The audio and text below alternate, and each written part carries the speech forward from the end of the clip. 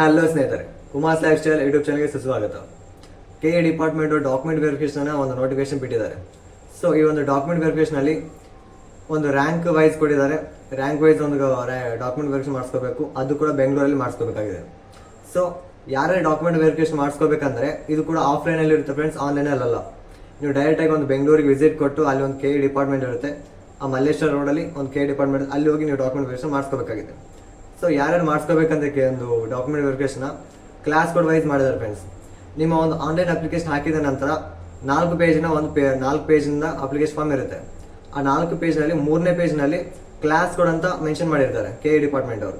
ಆ ಕ್ಲಾಸ್ ಕೋಡಲ್ಲಿ ನಿಮ್ಮ ಒಂದು ಕ್ಲಾಸ್ ಕೋಡ್ ಏನಿದೆ ಅಂತ ಫಸ್ಟ್ ಚೆಕ್ ಮಾಡ್ಕೊಳ್ಳಿ. ಈ ಒಂದು ಡಾಕ್ಯುಮೆಂಟ್ ವೆರಿಫಿಕೇಶನ್ ಮಾಡಿಸ್ಬೇಕಂತ ಒಂದು ಕ್ಲಾಸ್ ಕೋಡ್ ಯಾರ್ಯಾರು ಅಂದರೆ BCDIJKLMN ಮತ್ತು Z.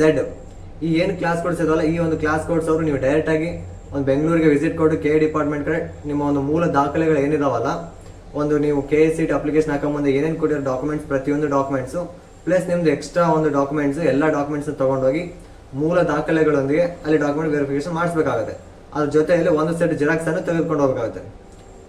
ಒಂದು ವೇಳೆ ಒಂದು ಸೆಟ್ ಜೆರಾಕ್ಸ್ ಬೇಕಾಗುತ್ತೆ. ಮತ್ತು ಅದ್ರ ಜೊತೆ ನಿಮ್ಗೆ ಏನಾದರೂ ಹತ್ತಿರದಲ್ಲಿ ಕಾಲೇಜ್ ಇದ್ದರೆ ನೀವು ಒಂದು ಅಟೆಸ್ಟೆಡ್ ಮಾಡಿಸೋದು ಒಳ್ಳೇದಾಗುತ್ತೆ. ನಿಮ್ಮ ಕಾಲೇಜ್ ಹತ್ತಿರದಲ್ಲಿದ್ದರೆ ಅಟೆಸ್ಟೆಡ್ ಮಾಡಿಸ್ಕೊಂಡು ತಗೊಂಡು ಹೋಗಿ. ಅದರ ಜೊತೆಯಲ್ಲಿ ಒಂದು ದಿನಾಂಕ 25ನೇ ತಾರೀಕು 6ನೇ ತಿಂಗಳ 2024ರಿಂದ 29ನೇ ತಾರೀಕು 6ನೇ ತಿಂಗಳ 2024ನೇ ತಾರೀಕುವರೆಗೂ ನಿಮ್ಮೊಂದು ಡಾಕ್ಯುಮೆಂಟ್ ವೆರಿಫಿಕೇಶನ್ ಮಾಡೋಕ್ಕೆ ಕಾಲಾವಧಿ ಇದೆ. ನಂತರ 29ನೇ ತಾರೀಕು ನಂತರ 30ನೇ ತಾರೀಕಲ್ಲಿ ನಿಮಗೆ ಯಾವುದೇ ಥರ ಡಾಕ್ಯುಮೆಂಟ್ಸ್ ತಗೊಳ್ಳಂಗಿಲ್ಲ ಲೇಟ್ ಆದರೆ. ಸೊ ಅಡ್ವಾನ್ಸ್ ಆಗಿ ನಿಮ್ಮ ಒಂದು KCT ರ್ಯಾಂಕ್ ವೈಸ್ ಕೊಟ್ಟಿದ್ದಾರೆ ಫ್ರೆಂಡ್ಸ್. ಅಡ್ವಾನ್ಸ್ ಆಗಿ ಹೋಗಕ್ಕೆ ಹೋಗಬೇಡಿ.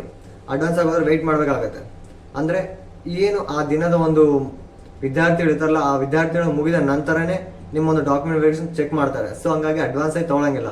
ನಿಮ್ಮ ಡೇಟ್ ಏನಿದೆಯಲ್ಲ ಆ ಡೇಟ್ ಇದ್ದಾಗೆ ಹೋಗಿ, ಅಥವಾ ನಿಮ್ಮದು ಇನ್ನೂ ಎಕ್ಸ್ಟ್ರಾ 2 ಡೇಸ್ ಇದ್ದರೆ ನೀವು ಒಂದು ದಿನ ಲೇಟಾಗಿ ಹೋದ್ರೆ ನಡೀತೈತಿ. ಅಡ್ವಾನ್ಸ್ ಆಗಿ ಹೋದ್ರೆ ಮಾತ್ರ ಚೆಕ್ ಮಾಡಂಗಿಲ್ಲ. ಟೋಕನ್ ವೈಸ್ ತಗೊತಾರೆ.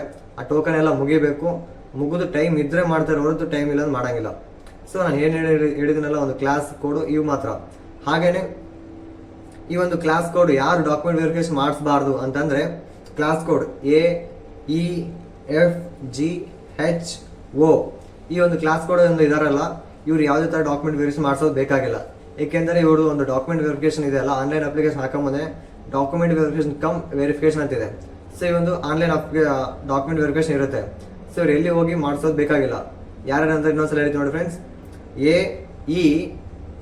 AEFGHO ಈ ಕ್ಲಾಸ್ ಕೋಡ್ ಅವರು ಡಾಕ್ಯುಮೆಂಟ್ ವೆರಿಫಿಕೇಶನ್ ಬೇಕಾಗಿಲ್ಲ. ಇವರು ಆನ್ಲೈನಲ್ಲಿ ಅಂಡರ್ ಪ್ರಾಸೆಸ್ ಅಲ್ಲಿ ಇದೆ, ಅಂದ್ರೆ ಇನ್ನು ಡಾಕ್ಯುಮೆಂಟ್ ವೆರಿಫಿಕೇಶನ್ ಆನ್ಲೈನ್ ನಡೀತಾ ಇದೆ. ಸೊ ಇವರು ಎಲ್ಲಿಗೆ ಹೋಗೋದು ಬೇಕಾಗಿಲ್ಲ.